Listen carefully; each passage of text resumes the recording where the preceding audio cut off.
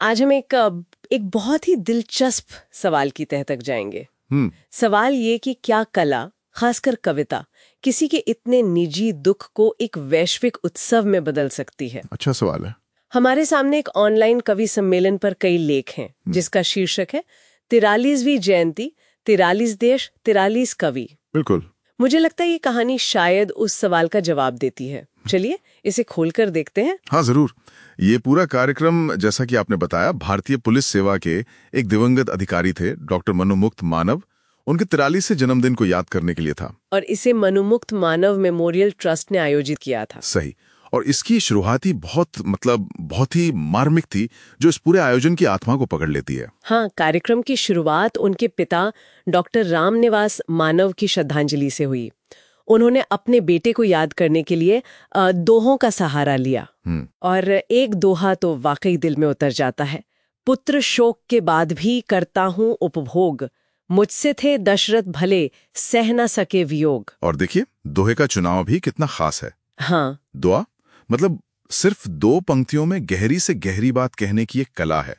यहाँ पिता का दुख है, दर्शन है, संयम है, सब कुछ उन 2 पंक्तियों में सिमट गया था। सही कहा। ये मार्मिक तो है ही, लेकिन ये भारतीय साहित्य की उस परंपरा को भी दिखाता है जहाँ व्यक्तिगत भावनाओं को एक सार्वभौमिक दर्शन से जोड़ा जाता है। अच्छा। यहाँ दुख सिर्फ एक पिता का नहीं रहा, वो वियोग की एक दार्शनिक स्थिति बन गया। और यही व्यक्तिगत दुख एक ऐसे आयोजन की नींव बनता है जिसका पैमाना तो हैरान कर देने वाला है। बिल्कुल। 43 देश, 6 महाद्वीप, 43 कवि, वो भी एक ही वर्चुअल मंच पर। हाँ, मैं तो यही सोच रहा था कि ये कैसे मुमकिन हुआ। मैं भी, मतलब नाइजीरिया के लागोस से कोई कवि हिंदी में कविता पाठ कर रहा है, टोक्यो से डॉक्टर रमा पूर्णिमा शर्मा जुड़ी हैं, सिडनी से प्रगीत कुंवर हैं। ये कल्पनाएं ही कितनी कमाल की हैं। हाँ, 43 देश सुनने में बहुत प्रभावशाली लगता है, लेकिन ये एक अहम सवाल भी खड़ा करता है। क्या? कि क्या ऑनलाइन होने की वजह से ये सिर्फ एक प्रतीकात्मक उपस्थिति थी या वाकई में एक वैश्विक समुदाय बना? ये बहुत अच्छा पॉइंट है। क्योंकि देखिए, एक स्क्रीन पर लोगों को इकट्ठा करना और दिलों को जोड़ना, ये 2 अलग अलग बातें हो सकती हैं। ये बात तो है, लेकिन ये कितना दिलचस्प है कि एक पिता के निजी शोक से शुरू हुई बात नाइजीरिया और सिडनी के कवियों को एक साथ ले आई। बिल्कुल। शायद यही जुड़ाव अपने आप में एक समुदाय बनाने जैसा है, भले ही वो वर्चुअल हो। शायद। और इस आयोजन को सिर्फ कला जगत तक ही सीमित नहीं रखा गया था। सही कहा। कार्यक्रम की अध्यक्षता सिंघानिया विश्वविद्यालय के कुलपति ने की। और जो स्वागताध्यक्ष थी, यानी जिन्होंने मंच का संचालन किया, वो विश्व बैंक में एक वरिष्ठ अर्थशास्त्री थी। अच्छा जी। इससे पता चलता है कि इस आयोजन को कला जगत के बाहर भी कितना महत्व दिया जा रहा था।